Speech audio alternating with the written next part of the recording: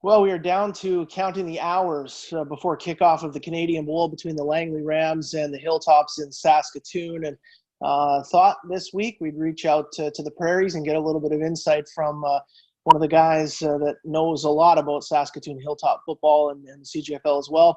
I'm joined now by Chris Hengen-Braun, the commentator on the Hilltops radio broadcasts and also president-elect of the team. And Chris, thanks for joining me. This must be a pretty exciting week for you guys out there. Yeah, absolutely. It was a great week weather-wise, and now it's getting cold just as all of the CGFL executives have rolled into Saskatoon here. So they're pretty fired up about that, and it should be a good week overall. What is the forecast for game day? What are you expecting? Right now they're looking about -10, -11 with a bit of a wind chill, so probably feeling more like about -17, 18, which pretty much exactly where we like it. Yeah, that's a best case scenario, isn't it, for this time of year? Yeah, absolutely.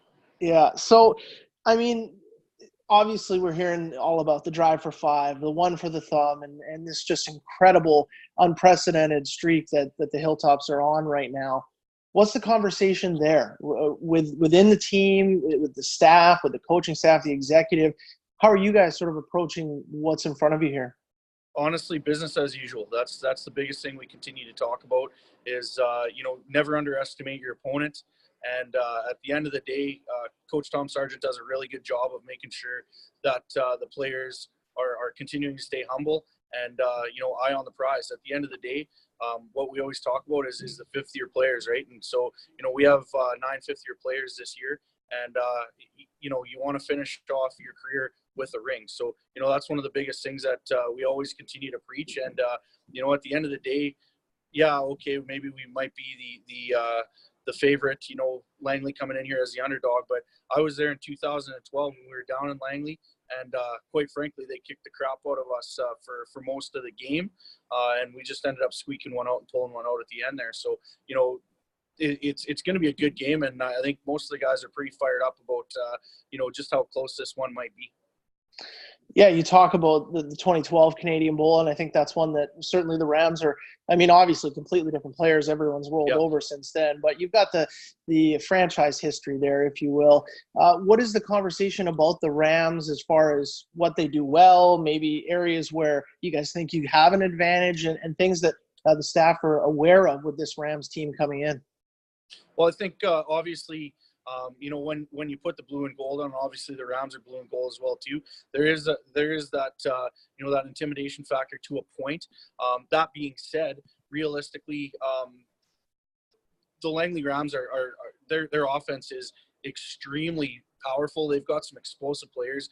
Obviously, Javon Cottoy, I believe that's how you say it. Hopefully, we can kind of chat about that later. But he's a CFL talent. They don't make players like that very often. And, watching some game film, stuff like that, I believe he's got, 8 touchdowns in the playoffs, something along those lines. He's an absolute stud football player. So shutting him down, getting some pressure on the quarterback as well, too.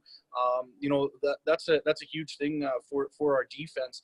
Offensively, it's just continue to try and ground and pound that football and then, take a shot every once in a while when they can on offense through the air as well, too. So, we always think that the cold weather plays to our advantage to a point, but realistically the thoughts are that this Langley team, once again, you can never underestimate an opponent coming in, and we're hoping that we've done enough as a team and as an organization to make that happen. And that's one of the cool things that we can always talk about is Coach Tom Sargent and his coaching staff have been through this so many times now that they know how to prepare teams for this type of weather and this stage of a game. Is this I think this comes up quite often whenever it gets around to this time of year. How many more for Sarge? Do you think that he's got in him? You know what? It always comes up. And, we always got him on a 1-year contract, and we're always trying to get him to take a couple more. But, at the end of the day, Coach Sarge, he's been around, I believe this is 27th or 28th year with the club, 21st, I believe, as the head coach now. And, hopefully we'll keep him around as long as he's willing to stick around for sure. he's got a great family there, his wife and his 2 daughters, and they keep pushing him to continue to be a part of it. They're as much a part of the Hilltops family as everyone else is as well too. So, you know what, we'll have him as long as he's willing to continue to keep it rolling. I think the longest tenured coach in BC right now is 2 years, I think, right now. So yeah, what a difference, I man. saw a slew of them have kind of quit in the last little while here too. So, you know, it's you know, the good thing about Sarge is, as much as he's been around for a very long time, there's no stagnation whatsoever. You know, he's continually trying to improve, and you know, he continually pushes his coaching staff to be better coaches too. So, you know, that's one of the things, is he's got a massive amount of fire under the belly that just keeps on happening there too. So, as the president-elect of the Hilltops, you get the great pleasure of spending hours and hours with all the rest of the CJFL executives during the Canadian Bowl weekend in meetings. Is there anything that came up today or is on the agenda for tomorrow that you think people might be interested to hear about, changes or topics that you think might have an impact on junior football moving ahead? You know, there's always a couple of things. I mean, things get brought up every single year, and a lot of them get voted down and stuff like that.